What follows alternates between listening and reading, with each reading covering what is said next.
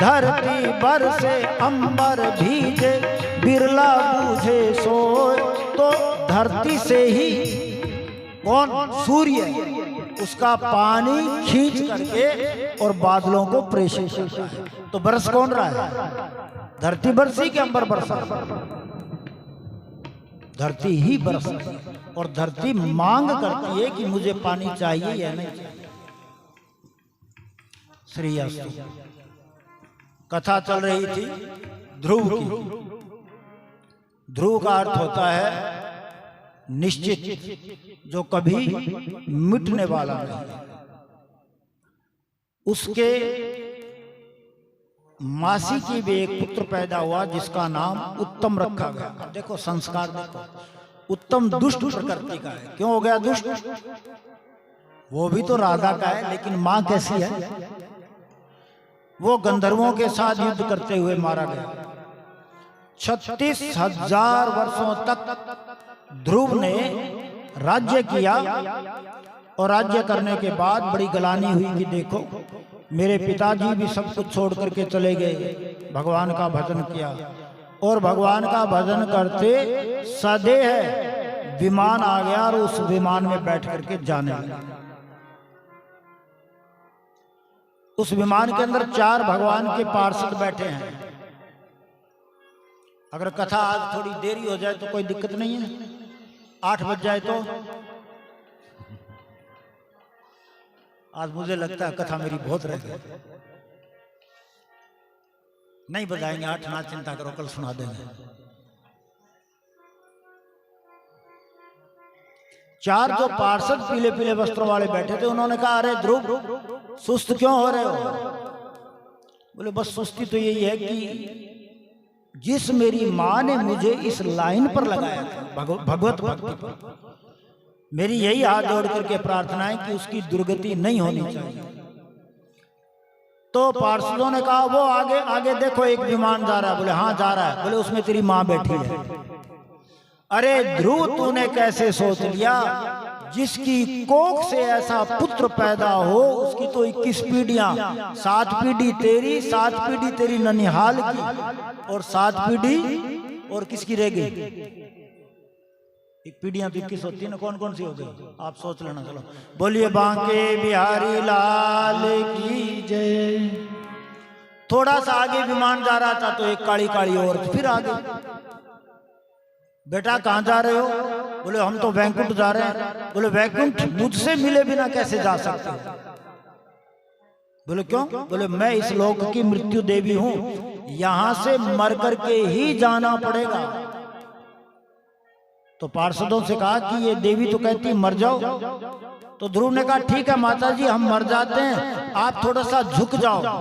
और जो ही मृत्यु देवी झुकी तो मृत्युर्मूर्धनम पदम दत्ता, मौत को सीढ़ी बना करके सीधे वैकुंठ को चले गए।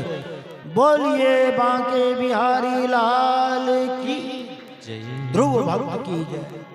तो ऐसे पुत्र गर्भ के अंदर आते हैं तो पता नहीं उन लोगों का कितना बहुत बड़ा तप होता है, तब ऐसे कोई गर्भ के अंदर जीव आता है।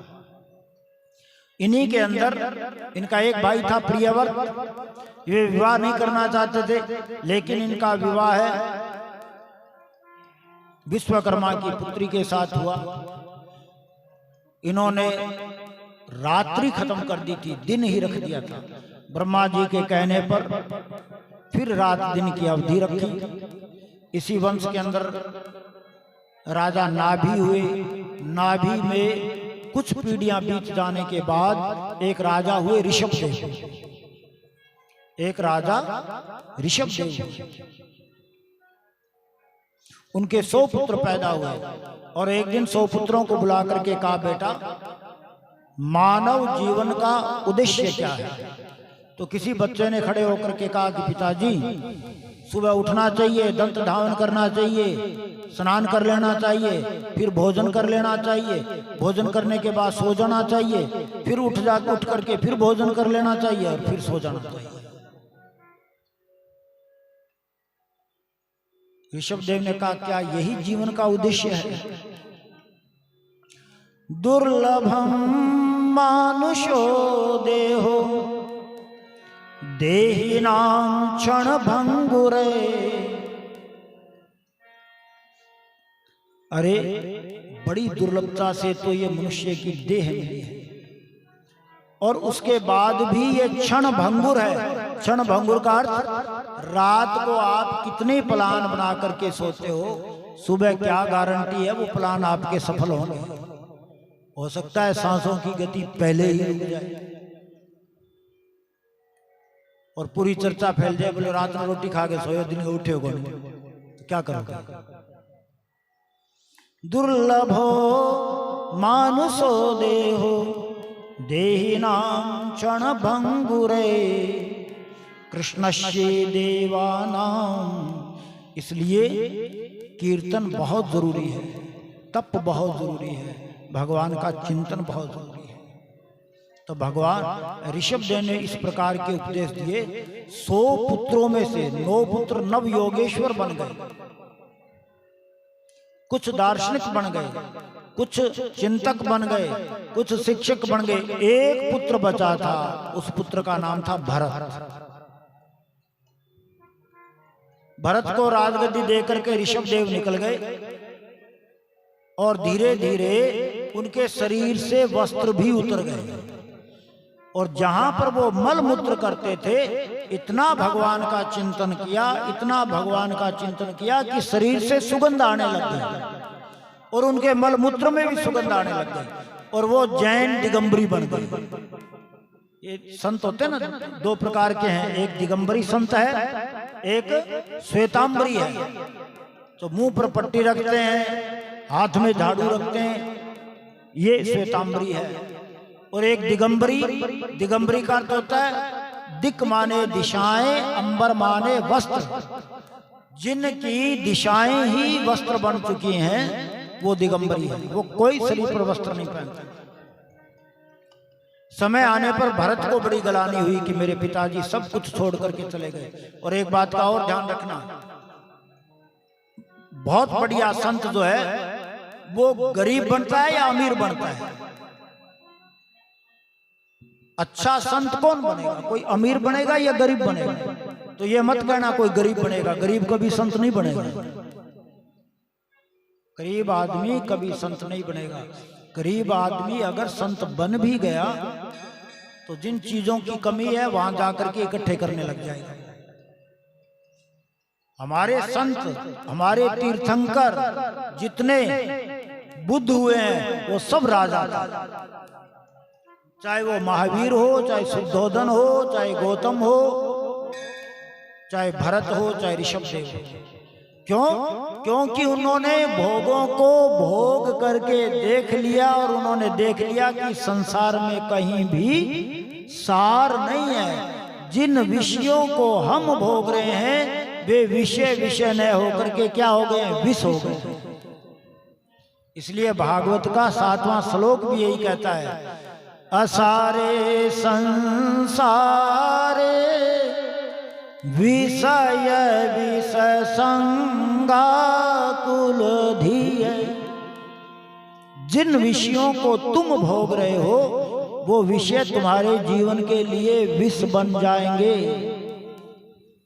इसलिए सुखदेव जी क्या कहते हैं? क्षणार्धम, एक क्षण के लिए बैठ जा, क्षणार्धम क्षेमार्थम, अपने कल्याण के लिए। क्षणार्धम एक क्षण के लिए, क्षेमार्थम कल्याण के लिए। क्षणार्धम क्षेमार्थम पिबत सुख गाथा तुलसुधाम। ये सुख गाथा है, एक क्षण के लिए भी सुन ले। मरना तो तेरा निश्चित है ही, और इस संसार के काम कभी खत्म होने नहीं है। जब तक सांस नहीं निकलेगा तब तक काम खत्म होने वाले नहीं है।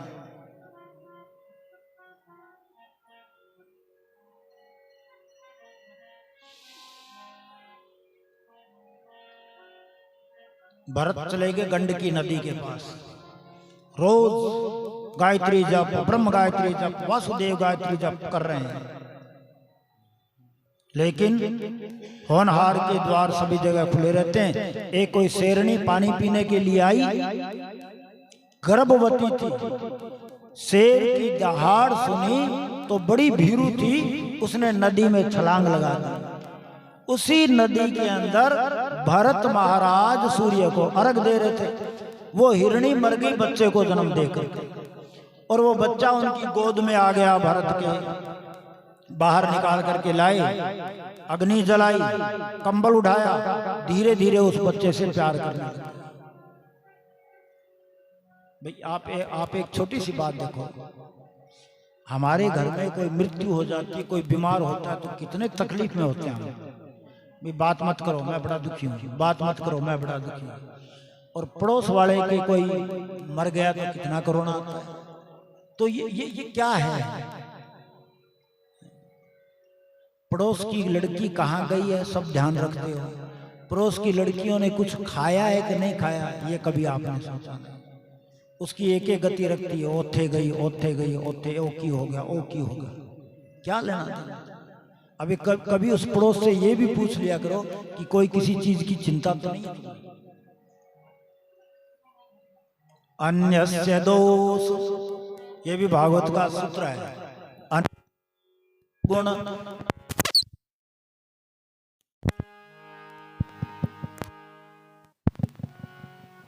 अन्यस्य दोष गुण चिंतन मासु मुक्ता।